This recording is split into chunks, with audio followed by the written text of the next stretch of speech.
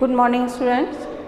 इससे पहले वाले टॉपिक में अभी हमारे प्रिंसिपल्स चल रहे हैं जो फ्यूल के प्रिंसिपल्स हैं।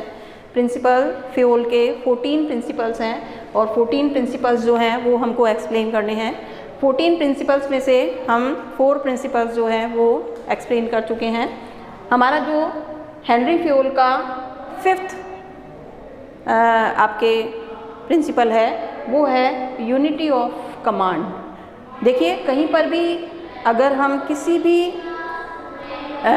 एरिया में वर्क करते हैं टुगेदर होकर के, तो वो वर्क में यूनिटी होनी चाहिए। यूनिटी स्ट्रेंथ कहलाती है आपके, तो यूनिटी ऑफ स्ट्रेंथ होनी चाहिए। तो यूनिटी ऑफ कमांड यानी कमांड करने की जो एबिलिटी है वो हमें होनी चाहिए। ये आपके जो प्रिंसिपल हैं, ये प्रिंसिपल आपके ये कहता है कि यूनिटी ऑफ कमांड में कि जब भी आप किसी भी एक पर्सन को अगर आप अपना वो दे रहे हैं, कमांड दे रहे हैं, तो एक पर्सन को जो है एक ही ऑफिसर के आधार पर कमांड मिलना चाहिए।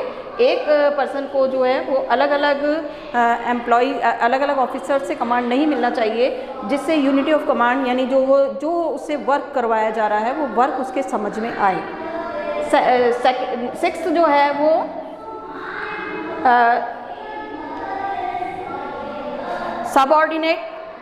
Subordination of individual interest for collective interest. इसके मीनिंग ये है कि जब हम किसी भी कंपनी में एक साथ वर्क करते हैं तो वो वर्क करते समय कुछ पर्सनल हमारी वो होती हैं एक्सपेक्टेशंस, तो पर्सनल एक्सपेक्टेशन होती हैं उनको, और कुछ होती हैं एक यूनिटी यानी एक ग्रुप की एक्सपेक्टेशन। तो ये जो प्रिंसिपल है वो ये कहता है कि अगर आपकी पर्सनल एक्सपेक्टेशन है तो पर्सनल एक्सपेक्टेशन को छोड़ देना चाहिए, यानी उसको हटा देना चाहिए। जहाँ पर आपके ग्रुप की जो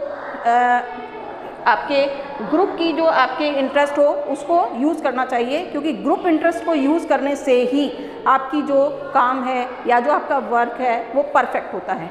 लेकिन अगर हम पर्सनल इंटरेस्ट के बारे में कहेंगे कि हमारा पर्सनल इंटरेस्ट ज़्यादा है और हम ग्रुप का इंटरेस्ट यूज़ नहीं कर रहे हैं या उसको हम इग्नोर कर रहे हैं, तो ऐसी स्थिति में क्या होता है कि पर्सनल इंटरेस्ट जब ज़्यादा हो जाता है तो उससे जो कंपनी होती है उसको लॉस होने की जो संभावना होती है वो ज़्यादा होती है। तो ये आपके 6th प्रिंसिपल था। इसके बाद 7 जो प्रिंसिपल है वो है एम्प्लॉयज़ रेम्यूनरेशन। रेम्यूनरेशन मीन्स होता है कि जो भी एम्प्लॉय, चाहे वो मैनेजर लेवल पर है, चाहे वो वर्कर लेवल पर है, चाहे वो सुपरवाइज़र लेवल पर है, जिस भी लेवल पर वो काम कर रहा है उसको उसके वर्क के अकॉर्डिंग उसका रेम्यूनरेशन मिलना चाहिए। यानी उसकी जो लेबर करने की क्षमता है या लेबर करने की कैपेसिटी है, उस लेबर के अकॉर्डिंग उसको पेमेंट मिलना चाहिए। ये एक रूल है। तो अगर किसी एम्प्लॉय को उसके जो वर्क उसने किया है उस वर्क के अकॉर्डिंग अगर उसको रेम्यूनरेशन नहीं दिया जाता है तो जो वर्कर होता है उसकी वर्क की कैपेसिटी जो होती है वो कम हो जाती है। इसलिए ये प्रिंसिपल ही कहता है कि किसी भी एम्प्लॉय से जितना भी वर्क कराया जाए उस वर्क के अकॉर्डिंग उस पर्सन को रेम्यूनरेशन मिलना चाहिए। इसमें किसी भी जो वर्कर्स हैं उनके खिलाफ भेदभाव नहीं किया जाना चाहिए। तो ये प्रिंसिपल आपके ये कहता है। नेक्स्ट है आपके सेंट्रलाइजेशन। सेंट्रलाइजेशन का मतलब होता है, जैसे आप इसको ऐसे समझ सकते हैं कि सेंट्रलाइजेशन का मतलब होता है कि एक स्मॉल इंडस्ट्री है, एक बिग इंडस्ट्री है।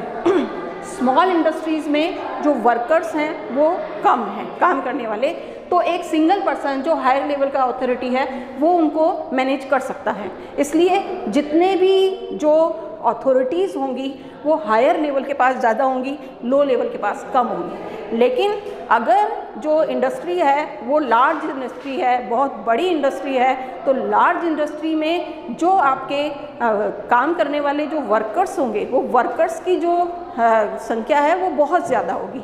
अगर वर्कर्स ज़्यादा हैं तो एक अकेला जो हायर अथॉरिटी पर्सन है वो हायर अथॉरिटी पर्सन जो है वो इतने सारे वर्कर्स को मैनेज नहीं कर सकता। तो इसलिए अगर जो कंपनी है वो छोटी कंपनी है तो छोटी कंपनी होने से क्या होगा, उसमें सेंट्रलाइजेशन पाया जाएगा। किसका? अथॉरिटीज़ का। यानी ज़्यादातर अथॉरिटीज़ जो होंगी वो हायर लेवल के पास होंगी, मिडिल लेवल और लोअर लेवल के पास कम होंगी। लेकिन अगर कंपनी जो है वो बहुत बड़ी है, यानी बहुत लार्ज स्केल पर कंपनी काम कर रही है, तो उसमें सेंट्रलाइजेशन नहीं होगा, उसमें डिसेंट्रलाइजेशन होगा। क्योंकि जो अथॉरिटीज़ हैं वो जब तक नीचे वाले स्टेप्स पर उनको डिवाइडेशन नहीं किया जाएगा तब तक जो है वर्क ढंग से करवाया नहीं जा सकता। तो अगर इंडस्ट्री स्मॉल है तो सेंट्रलाइजेशन पाया जाएगा, और अगर इंडस्ट्रीज़ बिग हैं तो उसमें डिसेंट्रलाइजेशन पाया जाएगा। यानी स्मॉल है तो अथॉरिटीज़ कम दी जाएगी, हायर लेवल पर ज़्यादा होगी, और अगर जो इंडस्ट्री है वो बिग है तो उसमें हायर लेवल पर जो अथॉरिटीज़ होंगी वो कम होंगी, और ज़्यादातर जो अथॉरिटीज़ होंगी वो डिसेंट्रलाइज कर दी जाएंगी, यानी नीचे तक उनको अथॉरिटीज़ को बांट दिया जाएगा। ये आपके 8 प्रिंसिपल्स जो हैं वो फ्यूल वाले आपको एक्सप्लेन कर दिए। यहाँ तक आपको जो है वो फ्यूल के 8 प्रिंसिपल्स आपके ख़त्म हो चुके हैं, समाप्त।